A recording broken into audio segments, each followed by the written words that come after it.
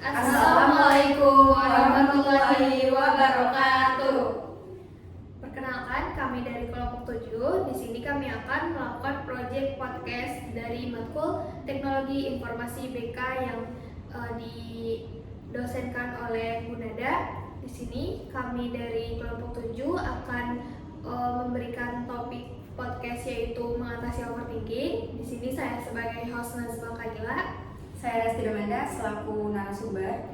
Saya Novia Dewi selaku narasumber. Sekian perkenalan dari kami, semoga kalian menikmati hasil podcast kami Dan happy watching.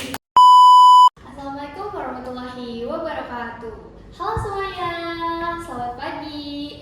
Datang lagi nih dengan podcast kita yaitu ngobrol santai bareng kelompok 7. Nah, di sini kita tuh bakal ngebahas terkait topik mengatasi overthinking yang pasti bakal relate banget untuk kehidupan kita. Sebelumnya itu, perkenalkan dulu nama saya saya di sini sebagai host.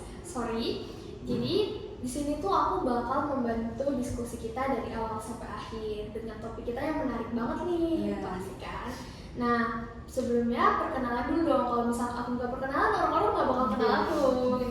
Jadi perkenalkan, nama aku Nazma Kaila.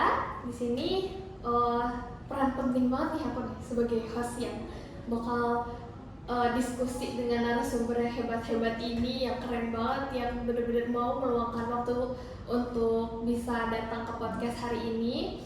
Jadi sebelum kita mulai, kita harus perkenalan dulu dengan narasumber kita. Nah, boleh silakan kakak cantik ini perkenalkan diri. Halo, aku namanya Resti Domanda. Biasanya aku dipanggil Resgi, teman-teman. Halo, salam kenal ya. Halo, salam kenal. Oke, selanjutnya narasumber kita yang kedua ada siapa? Halo semuanya, perkenalkan nama aku Novia Dewi, biasa dipanggil Novi. Aku sebagai narasumber juga di sini. Oke, terima kasih ya sudah meluangkan waktu hari ini, sudah bergabung juga bersama aku di sini untuk diskusi yang topiknya tuh pasti Gen Z itu bakal relate banget, apalagi mungkin Gen Alpha juga bakal relate ya, karena mereka itu masih dalam tahap pertumbuhan, kita juga mungkin masuk dalam tahap dewasa yang benar-benar banyak hal yang berkecamuk lah yang banyak ini. Nah, kalau ngomongin overthinking, pasti kalian udah gak asing dong sebagai narasumber yang udah sampai 21 tahun lah kalau saya ya. Kalau kalian tuh mungkin lebih muda dari aku ya. Jadi kalau misalkan overthinking itu kan terkadang datang dari sosial, lalu dari diri sendiri pun bisa ya paling besar. Nah, seperti jadi teman dekat anak muda zaman sekarang tuh kita harus paham overthinking mereka tuh apa sih. Karena dari sana tuh mereka pasti, iya kak, kita overthinking ini gimana ya caranya gitu. Nah, dari situ tuh pasti muncul rasa-rasa pengen tahu gitu gimana cara ngatesnya. Nah, makanya kita di sini bakal bahas hal penting itu. Sebelumnya tuh saya ingin tahu dulu dari para narasumber terkait pandangan kalian terkait overthinking ini. Bagaimana menurut kalian? Kalau menurut aku sih overthinking itu kayak suatu hal yang ada di dalam diri seseorang ya, tapi yang di pressure, yang ditekan dalam dirinya sehingga nanti dia tuh respon atau reaksi di dalam kehidupan sehari itu akan keganggu juga. Karena gimana ya, kalau overthinking itu kan berarti kita berpikir secara berlebihan ya. Pastinya ketika seseorang itu memiliki pemikiran secara berlebih, nanti dia akan bingung nih dalam kehidupan sehari itu, jadi kayak nggak make sense gitu antara pikiran sama realitanya, kayak gitu sih kalau menurut aku. Menarik sekali pandangannya. Oke, berikutnya Kak Novi, bagaimana nih pandangan Kak Novi terkait overthinking itu? Kalau menurut aku overthinking itu seseorang yang misalkan kayak contohnya kayak tiap malam nih sering mikirin sesuatu atau kayak overthinking yang berlebihan itu mikirin yang lain kayak gitu tuh misalkan overthinking kayak gitu. Oh, oke. Tapi bisa disimpulkan benar sih yang dibilang oleh Kak Rizky dan Kak Novi itu, karena overthinking itu satu hal yang sebenarnya pikiran kita yang tidak dikeluarkan kan ya, menumpuk di kepala. Terus overthinking juga kondisi di mana seseorang tuh berlebihan, tadi di-mention oleh Kak Rizky, sampai menimbulkan kekhawatiran, bahkan sampai tahap stres atau depresi umumnya yang paling parah ya. Nah, di sini pas sebenarnya aku tuh udah lihat banyak kasus ya terkait overthinking itu. Nah, kalau dicoba lihat dari overthinking ini kan rata-rata anak muda itu dari percintaan. Iya, benar juga. Kan? Pasti, aduh, aku aja relate gitu loh sebagai host kalau misalkan terkait overthinking percintaan. Akademik juga paling menurut aku tertekannya tuh beda banget gitu pressure-nya ya. Nah, kalau misalkan dalam kasus ini tuh kita tuh gimana sih kayak ketika posisinya kita merasa overthinking dan kita malah ngerendahin diri sendiri tuh kan biasanya kalau misalnya overthinking itu hal-hal jelek terus kita jadi underestimate diri sendiri gitu. Nah, menurut Kak Reski tuh kita harus apa gitu ketika menghadapi hal itu? Oke, untuk kita tahu cara meregulasi overthinking itu sendiri, kita harus perlu untuk mengidentifikasi nih apa sih penyebab dari kita tuh bisa berpikiran secara berlebihan. Misalkan tadi kalau Kak Nazima bilang kalau dari sosial, teman atau hubungan percintaan dan sebagainya, maka kita perlu identifikasi satu persatu tuh. Misalkan tadi masalah soal sosial gitu di pertemanan, dia merasa kalau temannya itu kurang memahami dia, atau ketika dapat respon temannya yang tiba-tiba ngediemin dia jadi berpikiran kayak kenapa ya didiemin ya, ini gue lagi dimusuhin apa gimana. Itu kan bagian dari overthinking yang mungkin relate ya sama kita. Nah, itu untuk cara mengatasinya gimana, ya kita perlu untuk mendapatkan adanya suatu pernyataan yang benar-benar fakta gitu loh. Karena kan kadang overthinking itu tuh kita nggak tahu kepastiannya benar atau tidak kan. Jadi kita hanya menduga-duga, berpikir secara berlebihan terus tanpa kita memastikan pemikiran kita tuh real atau enggak kayak gitu kan, valid atau tidak. Jadi kita perlu yang pertama itu untuk mengidentifikasinya dulu. Kita harus tahu penyebabnya apa. Kalau kita udah tahu apa penyebab kita bisa berpikir secara berlebihan, maka kita perlu mengatasinya dengan cara apa? Ya tadi misalkan kayak nanya langsung ke temennya, kamu kenapa sih tiba-tiba diam gitu, aku lagi ngerasa dicuekin, kamu emang beneran lagi ngediamin atau cuma perasaan aku doang ya, kayak gitu. Jadi kita perlu untuk make sure gitu supaya nggak terjadi hal-hal yang memang nggak pengen kita tahu, yang nggak pengen kita rasain tiba-tiba kita rasain, kayak gitu sih kalau menurut aku. Oke, cukup menarik ya tentang penjelasan terkait fenomena overthinking ini. Nah, menurut Kak Novi gimana nih kita sebagai Gen Z muda-mudi ngadepin overthinking nih, fenomena yang bener-bener kadang kita nggak bisa kontrol. Kita tuh harus apa ketika menghadapi fenomena tersebut? Kalau misalkan overthinking kayak gitu, kalau aku sendiri sih biasanya ya lebih ke apa ya namanya, biasanya tuh tiap malam kayak lebih mikirin sesuatu yang benar-benar sampai yang nggak bisa tidur gitu. Terus itu yang pertama ya. Terus yang kedua kayak ya udah dibiarin aja masalahnya, maksudnya kayak jangan terlalu dipikirin kayak gitu. Lebih ke mungkin distraksi biar nggak terlalu dalam. Oke. Nah, cukup menarik ya dari cara mereka menjabarkan terkait fenomena yang overthinking ini di luar kendali kita mungkin kadang. Karena terkadang overthinking itu muncul dari bahasa tubuh orang yang tiba-tiba sinis, padahal dia tuh lagi moodnya nggak jelas karena capek mungkin ya, dan ditambah mungkin dia habis dimarahin dosen atau gimana gitu. Jadi dia yang ngasih respon badan gak suka, mungkin kita malah mikirin, aku ngelakuin kesalahan apa ya, nah kayak gitu kan yang paling sering terjadi.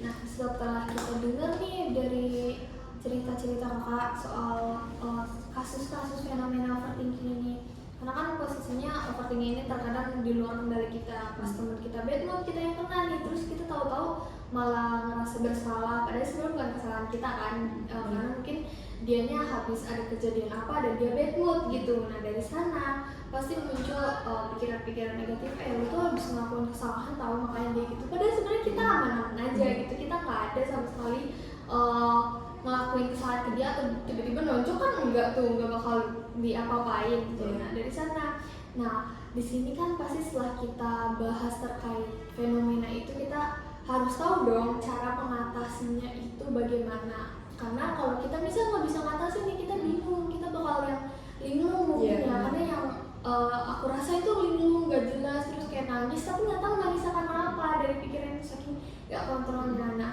menurut Kak Reski nih dan Kak Novi ya, bagaimana sih cara mengatasi overthinking bagi remaja, terutama tuh Gen Z kan masuknya life quarter crisis ya, lagi bener-bener nyari identitas diri, nyari tujuan hidup. Karena kan life quarter crisis ini ngasih kehampaan yang lumayan besar banget buat diri.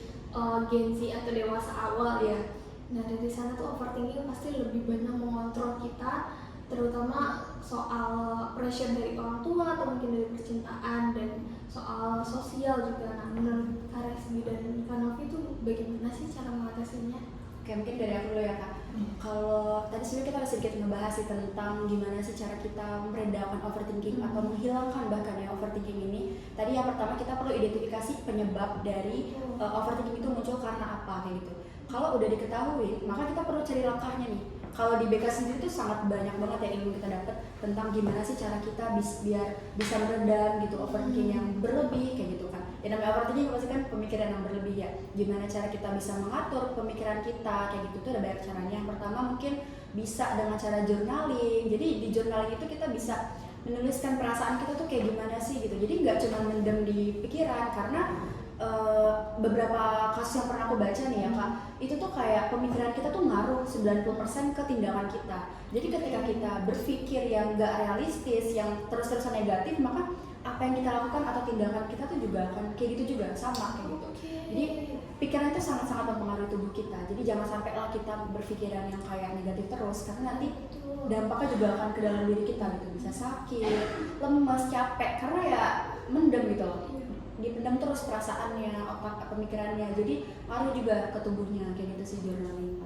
Sakit kepala sih. Iya, Overthinking itu bener. bisa sakit kepala. Itu kenapa Gen Z itu tuh kebanyakan lemes, capek, Iya. karena terlalu banyak pikiran. Apalagi mungkin yang mungkin kalau ada kasus di mana tuh beberapa teman dekat cerita sempat kayak ada pressure dari orang tua, itu tuh juga akan ngaruh gitu ke pola pikirnya. Gitu. Dia terus-terusan mikir gimana ya caranya biar gue tuh nggak ditekan terus sama orang tua. Itu juga bagian dari overthinking kan. Nah caranya adalah kita perlu untuk membedakan atau mengkotak-kotakan bagian mana yang bisa kita terima atau enggak, atau biasa kalau Gen Z sekarang nyebutnya itu adalah set boundaries ya, kita buat batasan gitu. Ketika kita nggak pengen disakitin orang lain, kita bikin batasan gitu. Jadi bagian mana yang bisa kita masukin ke dalam diri kita, ke dalam pikiran kita, dan bagian mana yang cuma bisa kita dengerin aja gitu, gak usah kita tanggepin, gak usah kita pikirin. Kayak gitu sih paling kalau cara aku sendiri. Dan kegiatan sehari-hari itu ngaruh banget ya sih buat Ngaruh banget. overthinking. Salah satunya apa tuh kalau boleh tahu? Kalau aku sendiri biasanya kalau lagi kayak ujian nih, mendekati ujian terus overthinking ini bisa jawab gak ya gitu. Jadi salah satu cara untuk menepis itu adalah mengreafirmasi namanya, atau affirmation, reaffirmation. Biasanya kayak ngomong ke diri sendiri, bisa kok, bisa melewatinya. Itu akan secara nggak langsung tuh ngebuat kita tuh semangat lagi gitu, apalagi ada energi iya, ya.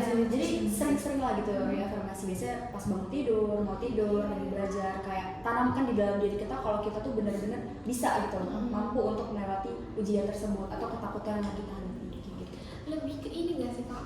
Berterima kasih ke diri Bener, sendiri. menghargai diri sendiri itu penting, karena ketika kita sudah bisa menghargai diri sendiri, nanti kita tuh akan jadi pribadi yang sejahtera gitu. Kayak Kita lebih ke apa ya, positifnya tuh ada gitu loh. iya kelihatan. Jadi nggak cuma kita doang ngerasain, tapi orang sekitar pun akan lebih ngerasain vibes positif vibes ya kalau kata anak sekarang itu. Benar. Ketika kita sudah siap dengan diri kita sendiri, kita bisa menghargai, melihat positif dari diri kita, maka kita akan memancarkan aura positif juga ke orang lain gitu.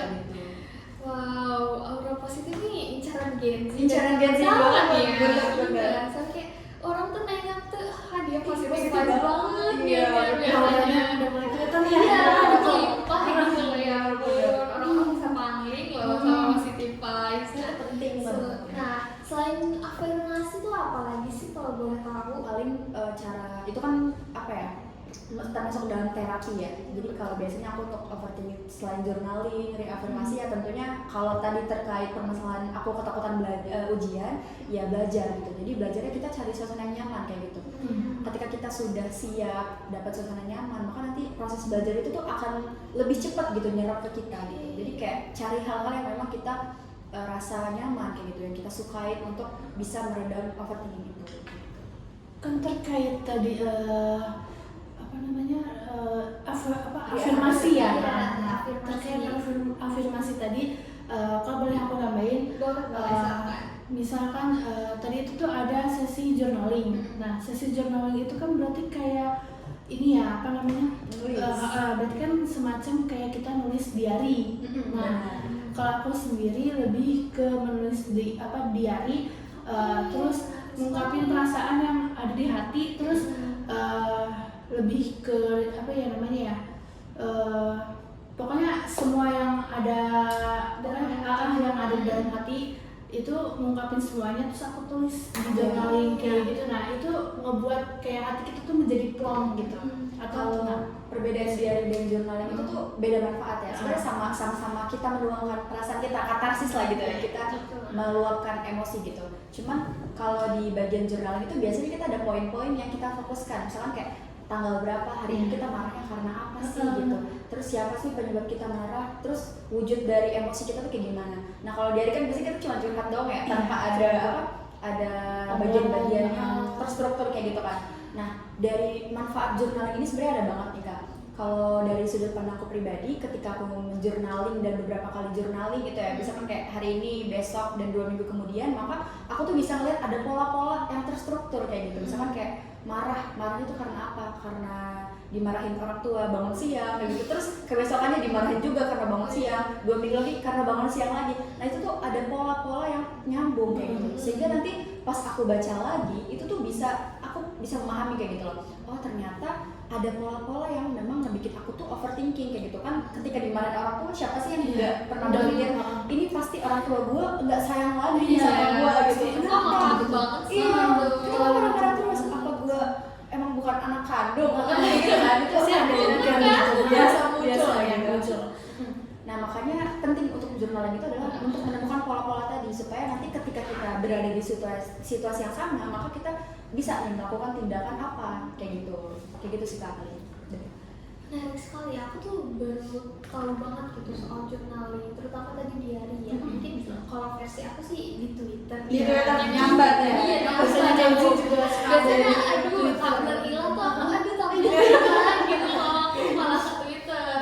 Mungkin lain waktu tuh aku bikin journaling ya, mungkin lebih ke tahu struktur emosi aku gimana, terus kegiatan aku gimana, dan overthinking aku mungkin bisa lebih teratur gitu. Iya bisa dicontoh. Iya, dan ketika overthinking itu aku paling mati sih, bener-bener. Atau gue bersihin kamar mandi. Aduh ya, jadi kegiatan ya. Iya, jadi kegiatan benar sih. Jadi kan Kak Novi tuh sempat mention kan, kamu tuh sukanya distraksi pikiran gitu kan, soal jangan terlalu dipikirin lah, karena kan malah neken gitu kan. Aku distraksi pikiran tuh nyikat WC loh. Biar fokusnya ke membersihkan WC ya.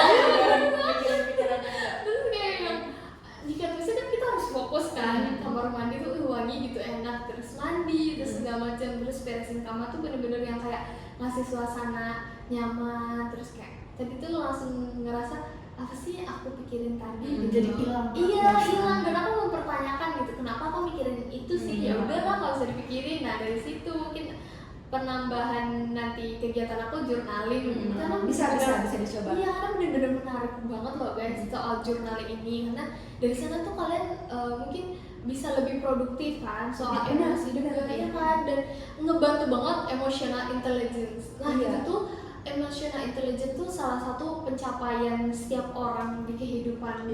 Karena posisinya emotional intelligence itu membawakan hidup yang sejahtera, tentram. Berarti ini tuh nggak ada yang namanya cemas yang berlebih, terus overthinking juga kan. Dan kalau misal hal-hal yang jelek itu pergi tuh badan kita bakal lebih sehat kan, mental sehat, fisik sehat, dan kita olahraga juga sering kan itu banyak ngasih banget bentuk positif lah. Itu salah satu self love juga kan Kak.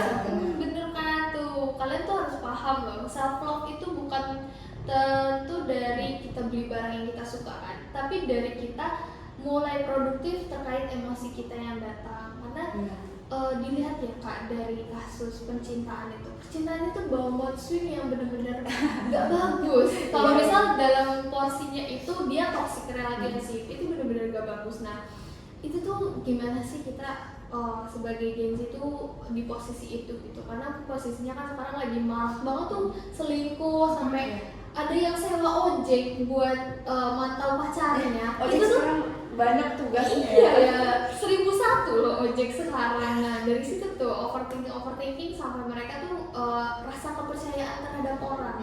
Trust isu itu benar-benar mengganggu loh menurut aku tuh, karena posisinya ketika kita udah percaya banget nih sama temen aku, terus tahu-tahu dia lu mau kayak bohong gitu, kayak gak percaya gue sama lo, dan itu kan muncul rasa kecewa yang gak bisa dijelasin ketika kita usaha untuk gue percaya banget lo sama lo gitu, tapi kenapa lo gitu, karena setelah hasil perselingkuhan mungkin dia jadi yang kayak gitu. Nah dari situ trust issue kan menjalar ke overthinking. Nah itu tuh kayak gimana sih, kayak aku kepo banget gitu cara ngadepinnya, karena selama ini tuh aku belum bisa gitu ngadepin temen aku yang dia jadi gak percayaan gitu sama semua orang setelah dapat perlakuan yang gak enak dari pacarnya. Itu tuh gimana sih Kak, kalau boleh tahu? Mungkin kalau dari aku pribadi kebetulan belum pernah mengalami sejauh ini, cuma kalau dari ya alhamdulillah, tapi sejauh kita melihat kasus-kasus yang ada di sosial media ya terkait munculnya trust issue ini, memang ada dampak dari ya itu tadi kepercayaan yang dihancurkan ya sama pasangan ya mungkin. Nah sehingga nanti akan menyebabkan overthinking kayak gitu, dia berpikir berlebihan, nanti ketika lagi nggak ada komunikasi dengan pasangan tiba-tiba berpikir berlebihan, ini cowok lagi ngapain ya, lagi sama siapa ya kayak gitu, karena ya tadi muncul ketidakpercayaan dalam dirinya terhadap pasangannya kayak gitu. Nah mungkin cara kita perlu tahu dulu nih penyebabnya apa. Mungkin ada banyak penyebab yang bisa terjadi di dalam sebuah hubungan atau relationship. Terus kita setelah tahu penyebab itu, misalkan kayak karena pernah diselingkuhin dan sebagainya, tuh pasti akan memunculkan suatu trust issue dan overthinking kayak gitu. Nah terus gimana cara kita untuk bisa mengatasi itu? Salah satu cara adalah kita perlu untuk menghargai diri kita sendiri, karena ketika kita sudah diselingkuhi maka kita akan siap untuk berarti ketika kita diselingkuhin terus kita menerima pasangan kita kembali, berarti kita udah siap nih untuk mendapatkan kesakitan yang sama lagi kayak gitu, sakit yang sama lagi. Karena biasanya beberapa studi atau kasus itu tuh ketika orang selingkuh tuh akan berulang kayak gitu. Jadi benar, ketika kita menerima pasangan kita kembali yang udah pernah selingkuh sebelumnya, maka akan pertama dalam hubungan itu akan beda rasanya, feelnya beda banget pasti. Yang tadinya hangat, kayak berasa romantis banget, tiba-tiba ketika dia tiba-tiba romantis kayak wah kenapa nih gitu, pasti ada sesuatu nih, was-was pastinya. Terus akan jadi banyak hal-hal yang kayak nuduh-nuduhan kayak gitu. Terus gimana cara kita ngatasinnya? Salah satu cara adalah kita perlu menyelamatkan diri kita sendiri, karena kita nggak bisa diselamatin orang lain atau pasangan kita kayak gitu. Jadi kita perlu lari dari zona toxic tersebut, karena ketika udah pernah selingkuh itu tuh masuk ke dalam toxic relationship ya. Jadi kita udah sadar nih kalau udah terjebak di dalam hubungan yang toxic itu ya, jadi kita secara sadar juga perlu untuk pergi dari situ. Nah kalau tadi Kak Nazma bilang susah untuk ngingetin temennya tadi ya, jujur susah banget. sebagai teman memang kita sebenarnya sayang ya sama teman, mungkin pengen kayak dia berpikiran secara realistis kayak gitu. Tapi sejatinya orang yang cinta itu ya, lagi jatuh cinta itu susah untuk berpikir realistis, itu susah. Jadi kita mungkin bisa lakukan sebagai teman ya, sebagai orang ketiga ya, berarti kita bisa lakukan dengan cara ya kita membangun kepercayaan dirinya lagi dengan cara apa? Itu berharga kayak gitu. Jangan berpikir berlebihan kayak terkait selingkuh atau sebagainya kayak gitu. Intinya jangan merendahkan diri kayak gitu. Terus juga kita bisa lakukan dengan cara ya udah kita afirmasi diri kita bahwasanya nggak akan ada hal-hal yang jelek lagi terjadi ke depannya, dan kalau memang bukan jalannya pasti akan dipisahkan juga. Lebih ke komitmen juga bisa. Iya benar. Kalau ada banyak ya, ini nggak semua kasus ketika orang selingkuh diulangi lagi sih enggak ya. Mungkin bisa aja setiap misalkan bagian cowok atau cewek yang selingkuh tiba-tiba pengen tobat ya, mungkin bisa aja. Cuman kayak ketika memang sudah berjanji untuk nggak mengulangi lagi sih, lebih baik memang benar-benar menunjukkan keseriusannya kayak gitu, dengan cara nggak membuat pasangan overthinking, karena memang overthinking ini tuh bahaya banget ya. Bisa menyebabkan penyakit serius kayak stres, depresi, itu kan udah masuk ke kesehatan mental yang sulit ya untuk diredakan gitu. Jadi janganlah teman-teman untuk mempressure diri terus gitu loh. Dan bahkan bisa kena autoimun. Bener, autoimun kan bahaya banget ya. Bahaya banget. Ngegrogotin badan, bener. Karena posisinya kepala itu kan fungsi utama Fungsi kita gitu, mikir selain jantung. Kalau jantung kan kita dia kan tugasnya memompa darah, terus kita kalau paru-paru ngasih oksigen. Bener. Terus kepala ini yang paling penting kita untuk jaga pikirannya, terus hormon. Nah hormon ini untuk perempuan ini bener-bener merasakan yang ngaruh banget kan, apalagi kita tuh ngalamin tuh masa pasca PMS, terus haid, terus habis itu kerasa after PMS juga, karena kan pasti setelah haid itu ada rasa-rasa hormon yang mulai balik lagi kan kayak gitu.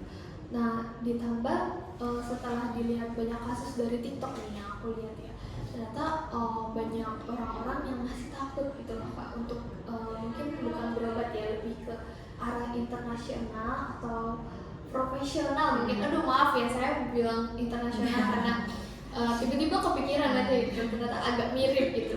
Profesional sih, karena kan masih banyak orang yang berpikir bahwasannya ke profesional helper itu mereka tuh udah gila gitu.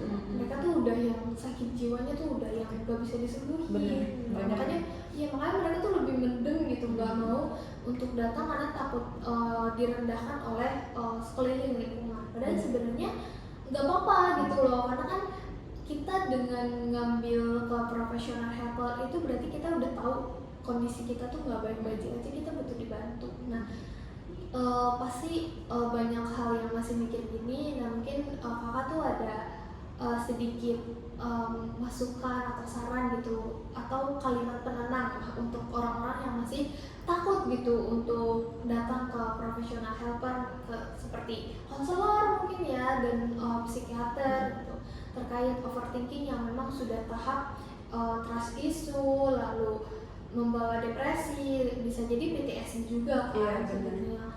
Nah dari sana anxiety juga bisa datang loh, dan itu hal-hal yang disembuhkannya itu memang lambat, tapi kan kita perlahan tumbuh gitu kan. Nah menurut kakak narasumber nih bagaimana nih?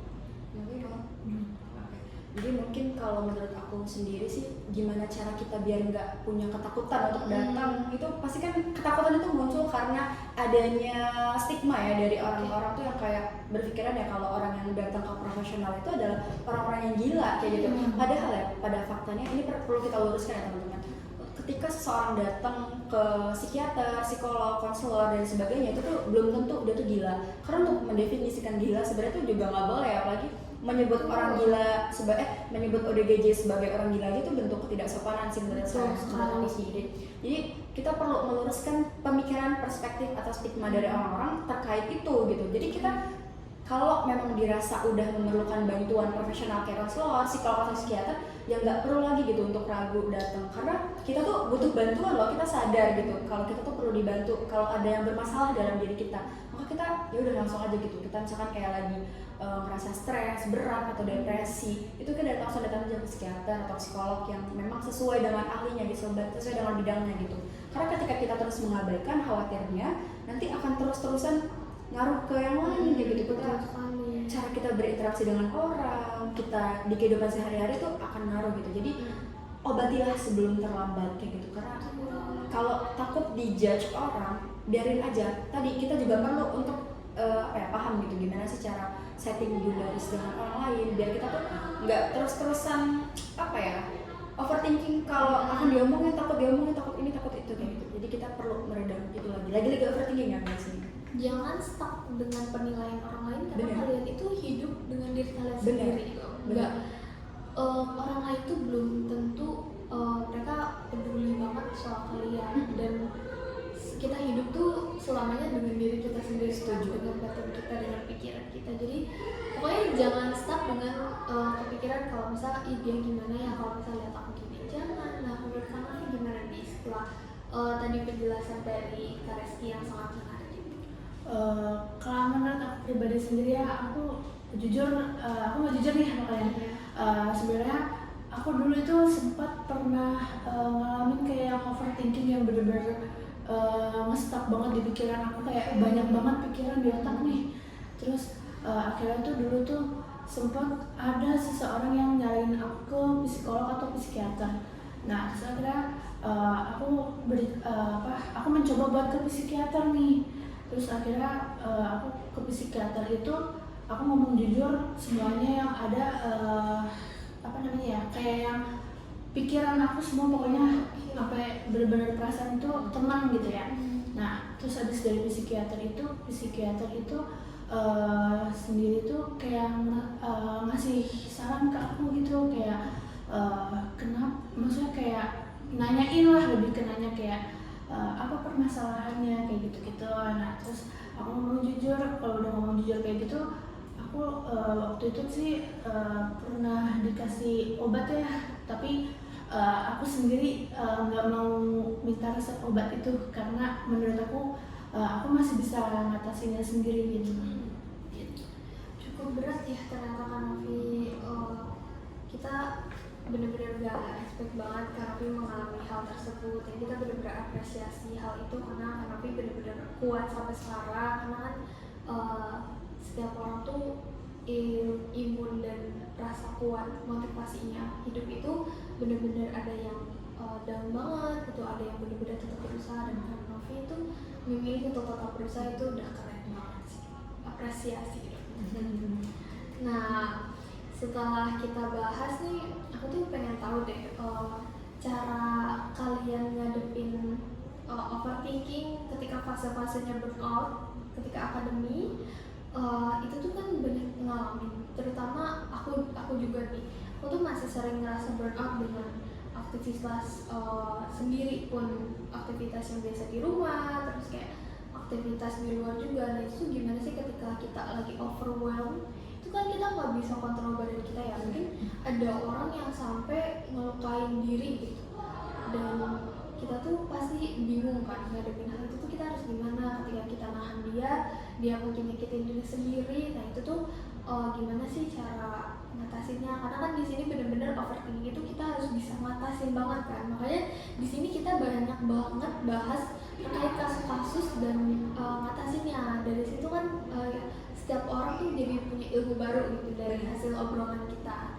Nah dari situ tuh bagaimana sih cara menghadapi dan cara kita bersikap, karena kan kita nggak semudah kita bilang kenapa gitu, karena kan posisinya ketika seseorang menyakiti diri sendiri, self harm, terutama ada yang jambak diri sendiri, ada yang mukul, bahkan ada yang nyakar diri sendiri kan ketika overwhelmed, terus burnout dan overthinking itu jadi satu kan, itu benar-benar kayak diri kita tuh yang udah capek, udah tiba-tiba makin capek, itu tuh makin keluar kontrol. Itu kita harus gimana sih ketika ngadepin hal itu, yang pertama, terus atau yang keduanya itu ketika kita mengalami hal itu. Oke. Mungkin kalau satu dan dua ini adalah ketika kita sebagai sudut pandang yang melihat itu, dan kalau kita mengalami itu ya Kak. Mungkin kalau dari kasus burnout atau overwhelm dan sebagainya itu pasti kita udah di level yang dimana udah pikiran kita kan udah nggak berfungsi dengan baik lah gitu, dengan maksimal gitu kan. Makanya kita melakukan banyak tindakan, kayak contoh tadi self harm dan sebagainya. Nah cara mengatasinya tadi berarti kalau udah melakukan suatu tindakan yang menyakiti diri sendiri, maka kita perlu untuk meningkatkan self awareness kita gitu terkait ya kesehatan mental kita. Berarti kita memang perlu untuk meredam itu gitu. Dengan cara apa tadi? Misalkan kita datang ke profesional gitu, ke ahlinya psikolog, psikiater. Kalau udah tahap menyakiti diri mungkin ke psikiater ya, contohnya ke psikiater karena udah masuk ke butuh obat untuk penenangan gitu. Mungkin kalau kita suatu hari mungkin mengalami hal yang sama, kita perlu banget untuk menekan diri kita untuk ngembaliin situasi yang dari yang situasi nggak rasional gitu, nggak kondusif, nggak rasional, ke rasional lagi kayak gitu, ke normal lagi. Ya itu kita perlu sadar bahwasanya kita lagi di kondisi yang nggak baik-baik aja. Jadi jangan malah makin nge-pressure diri kita dengan mendem itu, dengan merasa bahwasanya kita akan baik-baik saja ke depannya, karena kita nggak tahu ya apa yang akan terjadi satu hari, 2 hari, 1 bulan dan ke depannya kayak gimana. Jadi kita langsung aja gitu dengan kesadaran penuh datang ke profesional.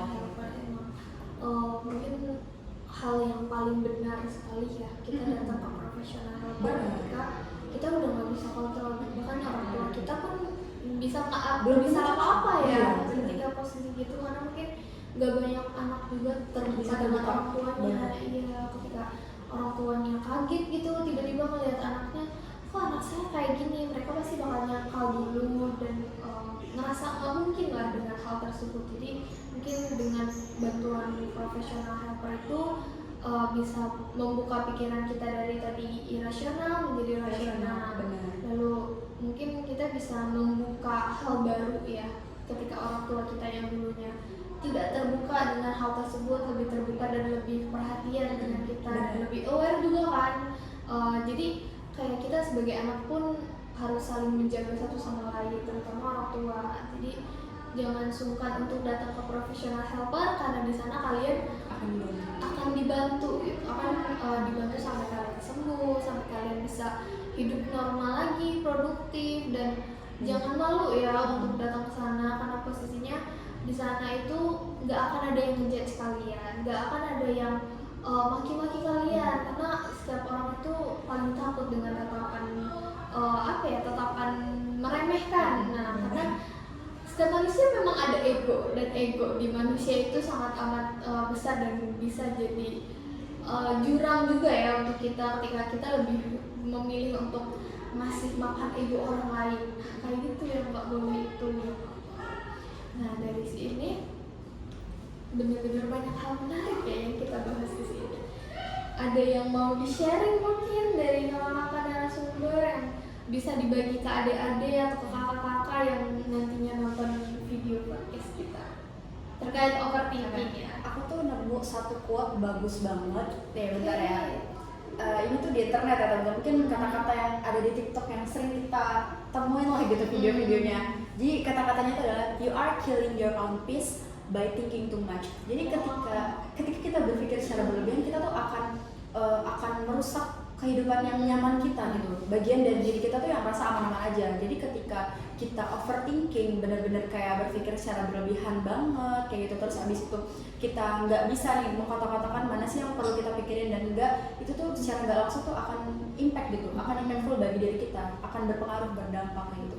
Jadi kita perlu mengontrol pikiran kita ya, lagi-lagi kita perlu untuk mengontrol pikiran supaya nggak terlalu over jadinya kayak gitu, supaya nanti kehidupan kita juga di dalam kehidupan sehari-hari jadi enak kayak gitu, jadi realistis, benar, tenang, jadi nggak banyak kekhawatiran yang muncul. Karena kan pasti nggak sih kalau kita overthinking kita jadi khawatir bahwa ini kayak ih abis ini dia marah nggak ya kalau gue nggak datang, kalau gue gini-gini marah nggak ya gitu. Sesimpel ngelihat ketika teman singkat aja pun kadang kita tuh merasa kayak gue salah apa ya kayak gitu. Nah biasanya overthinking itu mungkin ada trauma, mungkin ya dipacu sama trauma juga tentunya kalau kayak gitu biasanya, karena kekhawatiran kan nggak tiba-tiba muncul gitu aja kan, pasti ada sesuatu yang ngebuat dia tuh muncul kayak gitu khawatir.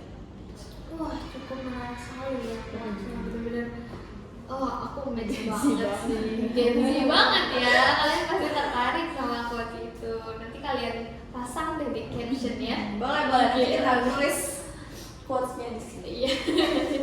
Nanti di sini ya. Mungkin kalau ini Kak, Ya, nanti boleh nih. menarik tadi terkait pernah mengalami fase tadi ya Kak. Cara Kakak, kan tadi Kakak bilang nggak jadi ngambil obat ya, itu Betul. Iya. selain dari itu kehidupannya gimana tuh Kak?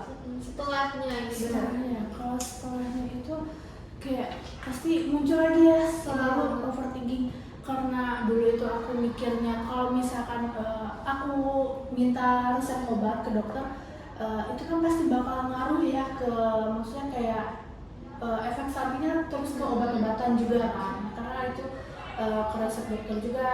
Nah karena aku nggak mau ngaruh ke efek samping yang berlebih, lebih itunya ketergantungannya. Nah karena aku nggak mau ketergantungan obat dari psikiater, jadinya aku untuk meminta untuk tidak resep obat ke dokter itu gitu. Nah terus dari situ aku lebih sering kayak muncul lagi nih overthinkingnya kayak gitu. Nggak di itu tadi mungkin kalau menurut aku sendiri ketika Kak datang ke psikiater, ya memang psikiater cara menanganinya dengan cara obat gitu. Kecuali kalau Kak datangnya ke psikolog. Mungkin kalau lagi ngerasa overthinking lagi nih nanti bisa datang ke psikolog aja nih Kak, biar nanti nggak diresepin obat. Menarik ya, kenapa psikolog dan psikiater itu Beda, beda ya? benar. Aku pikir tuh selama ini psikolog dan psikiater tuh sama, karena posisinya mereka mengurusi Iya, kejiwaan kan, iya. polisi jiwa. Ternyata beda ya. Beda. Aku baru tahu loh, psikiater tuh ternyata dari obat. Beda. Dan aku tuh pernah baca kalau misalkan psikiater itu emang ngasih obat tuh emang sesuai dosis ya. Dosisnya. Tapi kebanyakan orang memiliki kekhawatiran gitu, seperti tadi kata Iya, Novi, ketergantungan obat. Mungkin yang aku tahu ya, kalau misalkan yang namanya ketergantungan obat, kalau misalnya dari dokter sendiri itu masih aman-aman aja ya untuk dosisnya. Tapi mungkin tiap kekhawatiran kan memunculkan rasa yang gak pasti gitu. Jadi kayak kita kayak digantung, tapi kita juga butuh kayak gitu. Dan mungkin kekhawatiran yang ini mungkin bukan tidak perlu, tapi diredakan sedikit ya, karena posisinya dokter itu lebih tahu kondisi kita tuh dalam porsi obat yang dikasih dosisnya. Jadi jangan takut dengan ketergantungan obat, karena posisinya dokter tuh lebih tahu gitu, lebih paham dari situ sih. Karena nggak sekali dua kali sih aku, terutama kan aku melihat dari lingkungan langsung gitu, aku mau ngambil obatnya kenapa gitu, karena takut gitu, karena posisinya kan terlalu banyak obat tuh ngaruh ke ginjal kita kan, ya terutama ke empedu hati kita juga lebih banyak menyaring gitu. Tapi mungkin nanti bisa minta dosis kurangnya. Nah kemarin itu aku sempet ngasih saran itu ke temenku, kayak kamu emang nggak bisa gitu bilang ke dokter kamu untuk dikurangin aja dosisnya, kamu bilang gitu kalau misalkan kamu tuh takut ketergantungan obat gitu. Nah ternyata setelah aku kasih saran itu, dia bilang ke dokternya, kayak bilang itu iya dikurangin, tapi aku harus lebih bisa kontrol diri aku, karena kan posisinya sebenarnya obat itu sebagai pereda aja kan ya, kayak misalkan kita sakit demam, kita minum antibiotik dan kita sembuh kayak gitu kan. Sebenarnya inti penyembuhan itu dari diri kita sendiri kan. Nah dari keyakinan diri kita, dari motivasi kita untuk sembuh kan ya kayak gitu. Jadi aku merasa bahwa semua orang yang pernah mengalami depresi itu benar-benar keren banget sih, karena mereka tuh gak gampang banget, mereka banyak berantem sama diri sendiri. Karena posisinya kalau berantem sama temen, kita masih bisa nanya saran ke pihak ketiga dan kita mediasi gitu. Sedangkan dengan diri sendiri, kita mediasi pun kadang bingung kan, kita bertanya tapi kita bingung gitu jawabannya apa, karena kan kita kadang tuh ada kata yang paling menurut aku tuh bisa bikin kita tuh jadi masuk ke zona toksik kita. Kata seandainya, pasti kalian paham kan? Kata seandainya itu kita perumpamaan kalau misalkan kita bisa ngulang waktu tuh kita mau gak ngelakuin hal ini. Nah itu tuh salah satu overthinking yang paling bahaya menurut aku, karena posisinya pada saat itu tuh perumpamaan yang kita buat itu, kita berandai-andai, kita masuk dalam jurang, kita masuk ke alam bawah sadar kita, bahwasannya aku kalau misalkan gak lahir gak apa-apa deh. Biasanya banyak kasus kan seperti itu, melihat banyak kasus perceraian di Indonesia benar-benar naik banget kan ya, dan pernikahan pun turun. Nah itu benar-benar salah satu fenomena yang menurut aku tuh wah itu sih definisi gila banget ya, karena posisinya ternyata banyak orang yang lebih banyak menahan overthinking dibanding mereka speak up gitu. Karena ternyata di Indonesia ini speak up itu adalah terkadang hal yang haram kayak gitu, kadang hal yang bener-bener orang-orang itu bakal menjudge kayak apaan sih opini lu tuh kayak gak guna gitu loh, kayak bener-bener yang gak ada etika, gak sopan santun gitu loh. Dan hal itu tuh bener aku ngeliatnya tuh kayak overwhelmed, kayak kenapa sih orang-orang gak paham dengan pemikiran yang segampang itu. Nah dari situ juga salah satu kita bukti overthinking kan, maksudnya kita pikirannya tuh kayak kita ekspektasi sih lebihnya ya, ekspektasi bahwasanya orang tuh harusnya paham dong dengan pemikiran ini, karena itu hal yang etika dasar loh ke orang gitu. Nah dari situ terus aku tuh sebenarnya ada overthinkingnya tuh aku takut gitu sama kejadian di masa depan. Itu yang terus aku ulang di hidup aku, bener-bener keulang yang berulang-ulang kali, sampai aku tuh kadang temenku tuh sampai muak gitu kak, kayak kamu tuh gak usah lah mikirin yang masa depan, urus aja diri kamu yang sekarang gitu, kamu fokus diri kamu sekarang. Tapi aku gak bisa kak, posisinya aku dapet pressure dan aku mikir, aku takut kayaknya aku gak bakal diterima. Misalkan ujian, aku tuh udah mikir gini loh kak, kayaknya aku bakal remedial deh kayak gitu. Iya, kayak aku tuh kayak berasa peramal, padahal aku gak tahu apa-apa gitu. Aku dengan mudahnya kayak mikir, kayaknya aku bakal gagal, kayaknya aku bakal ini deh. Nah itu tuh gimana sih? Aku tuh masih gak bisa kontrol hal itu. Bener-bener yang kayak aku bisa prediksi, karena posisinya kan aku selama ini kayak feeling gitu. Aku tuh ngikutin feeling yang ada di hati aku. Kalau misal aku di satu hari ini aku ngerasa kayak feeling aku gak enak nih, kayak bakal kejadian sesuatu. Dan itu tuh gimana sih dengan kondisi feeling kita tuh nggak bagus, terus ditambah overthinking, terus aku sebenarnya selalu coba untuk melawan tapi aku nggak bisa gitu. Itu tuh gimana gimana sih caranya? Kalau tadi kalau kan tadi kan Nana bilang masih kadang memikirkan suatu hal yang belum terjadi gitu ya, kayak berpikir buruk tentang sesuatu hal yang sebenarnya kita juga nggak tahu nih bakal kejadian yang buruk atau enggak gitu. Berarti Kak Nazma menurut aku tuh lagi di kondisi yang bingung sendiri gitu. Bingung tuh disebabkan oleh apa? Misalkan tadi kayak takut ujiannya nilainya nggak bagus, berarti kan sebelumnya punya pemikiran yang mungkin persiapan ya, terkait persiapan belajar yang mungkin kurang maksimal, atau bisa jadi juga karena pernah ada trauma di masa lalu gitu. Jadi ketika mendapatkan nilai yang mungkin kurang memuaskan gitu, jadi kayak dapat ejekan dari teman atau dari diri sendiri rasa kurang puas, makanya muncul tuh pemikiran yang kayak, duh gue takut deh nanti bakal nilainya jelek, karena nggak takut merusak ekspektasi jadi ekspektasi diri sendiri kalau nggak orang lain, kayak gitu sih paling kalau yang tadi berpikir buruk. Nah itu juga bisa dipacu sama trauma di masa lalu yang tadi. Terus juga mungkin kurang bisa untuk mengkomunikasikan antara pikiran dan perasaan. Karena pikiran dan perasaan itu adalah dua hal yang berbeda kan. Dua hal yang berbeda, tapi saling ketergantungan, saling melengkapi lah kayak gitu. Jadi ketika pikiran kita jadi jelek, nanti perasaan kita juga akan jadi jelek juga. Dan sebaliknya, ketika perasaan kita lagi nggak enak, tadi feeling karena ketika Nazma feeling nggak enak, terus juga pikiran juga nggak enak, ya makin dah tuh badan itu akan jadi capek. Terus kalau ditanya gimana cara untuk apa tadi? Meregulasi emosi tersebut ya, terus cara kontrol pikirannya juga gimana gitu. Paling cara yang tepat adalah tadi kita mengafirmasi diri kita bahwasanya kita tuh akan bisa dapat nilai yang bagus. Jadi kita jangan meremehkan apa yang udah kita lakukan gitu. Kita terima, kita perlu untuk menerima diri kita, karena ketika kita menerima diri kita dengan baik, maka nanti hasilnya pun akan baik juga gitu loh. Akan sesuai dengan apa yang kita ekspektasikan kayak gitu. Jadi kita jangan remehkan afirmasi ini, karena benar-benar aku sendiri kadang tuh ya bangun pagi kayak afirmasi diri sendiri, hari ini akan happy, akan ketemu orang banyak, pasti seru banget, dapat ilmu baru di kampus, ketemu orang-orang yang pinter-pinter, seru-seru banget. Pokoknya kayak itu tuh beneran akan kejadian kayak gitu. Apalagi kadang ketakutan mahasiswa tuh kayak terkait presentasi. Nah kalau misalnya kayak, duh gue presentasi hari ini gimana ya caranya, takut deh kayak gitu, takut nggak bisa nggak ya, itu udah beda overthinking kan.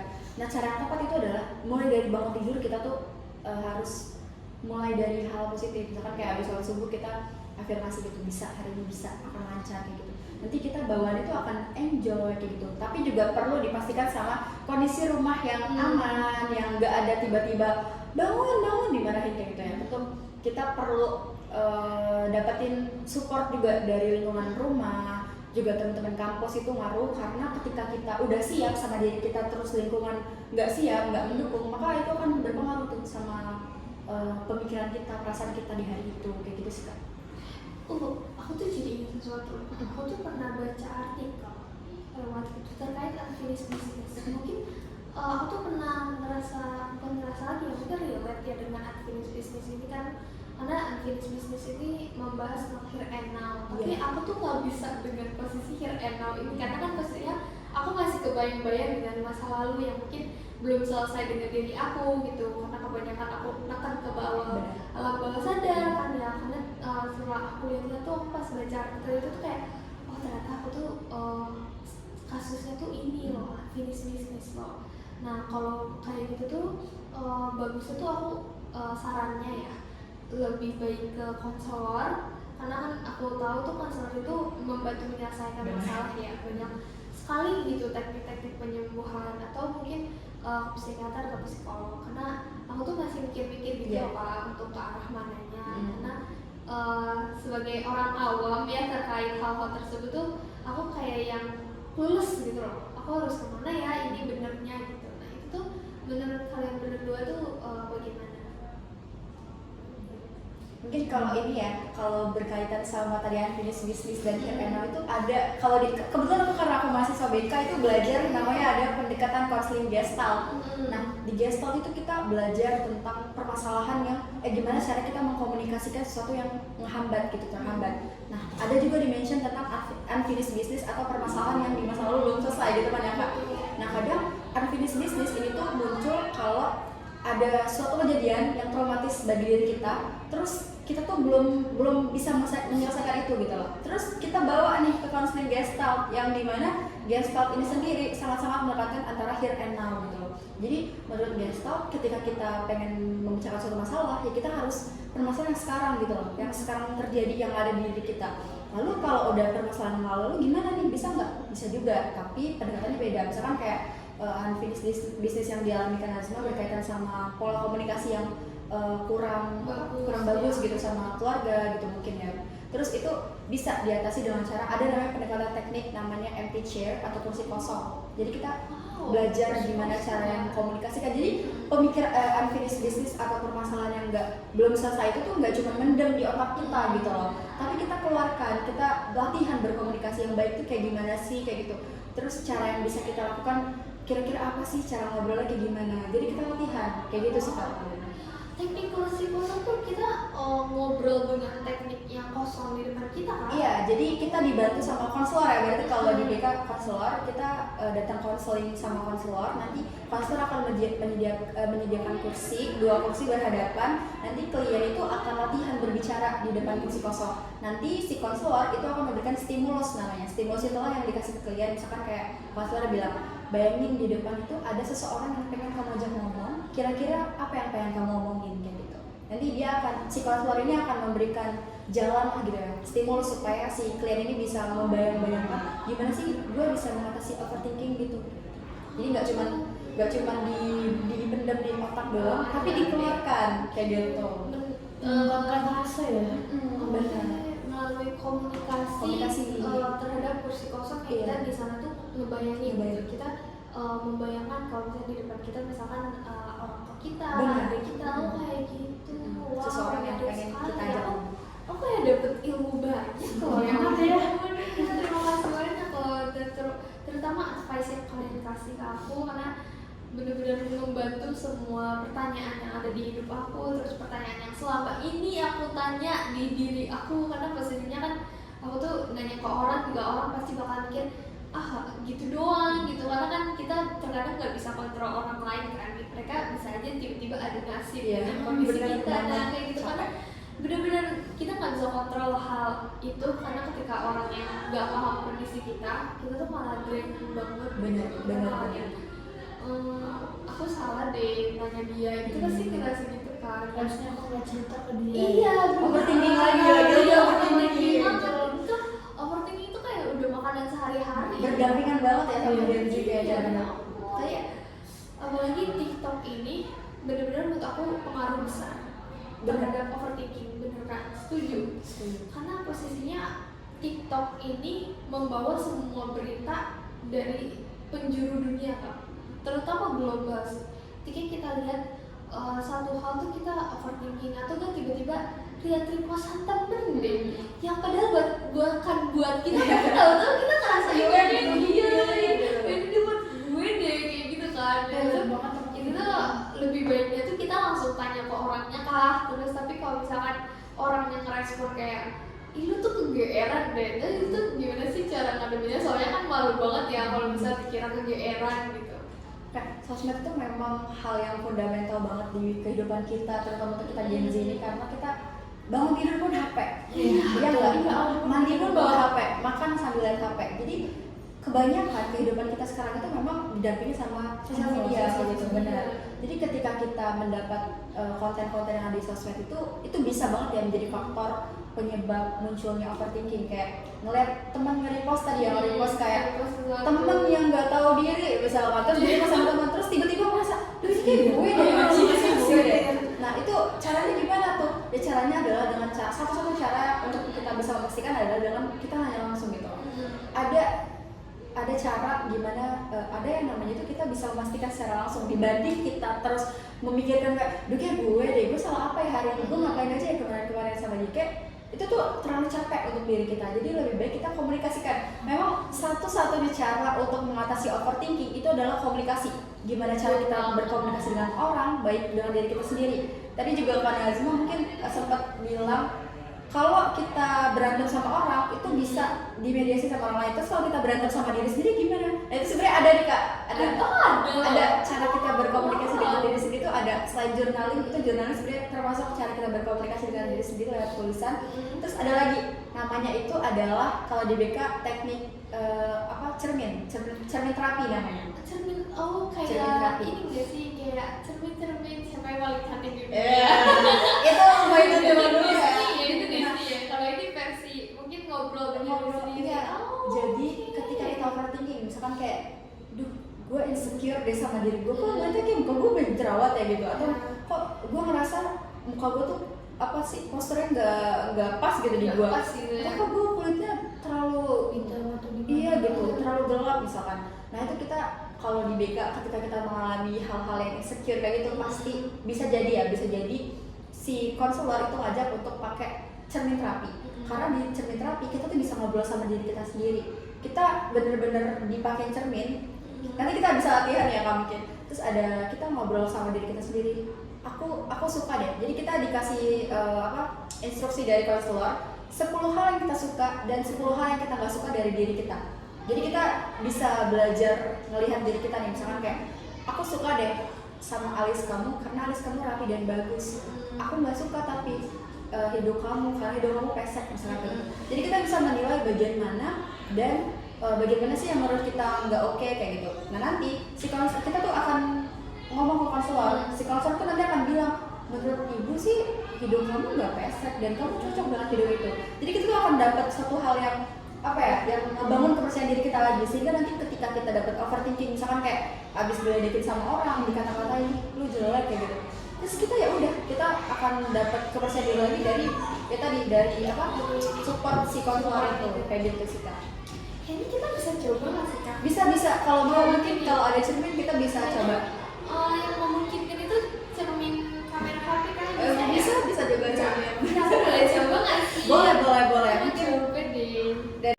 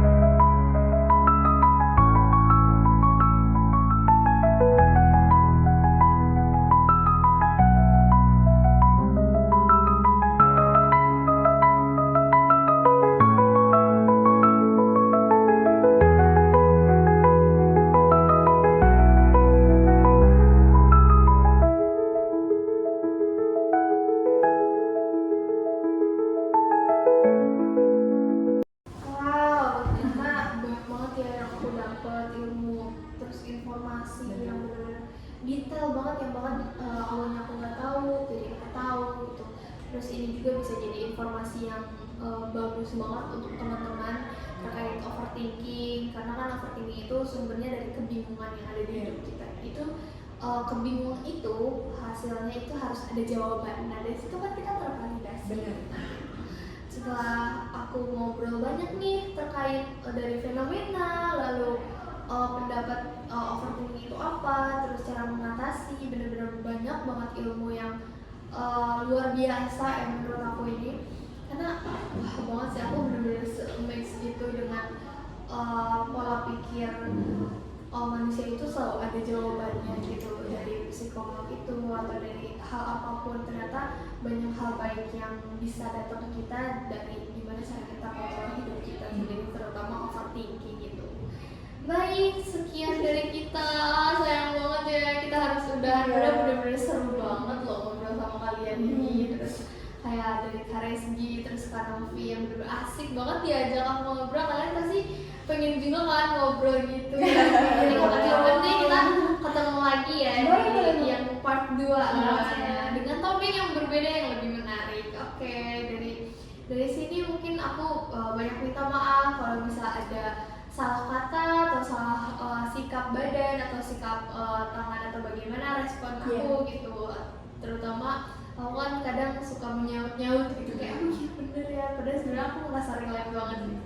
Terima kasih juga sudah meluangkan waktu untuk datang ke podcast kita, ngobrol santai bersama. Itu benar-benar ngasih kita konten baru terkait overthinking. Benar-benar terbantu loh aku ini. Nah, terima kasih telah datang, terima kasih, semoga sehat selalu, semoga banyak rezeki yang datang. Jadi sekian dari kita.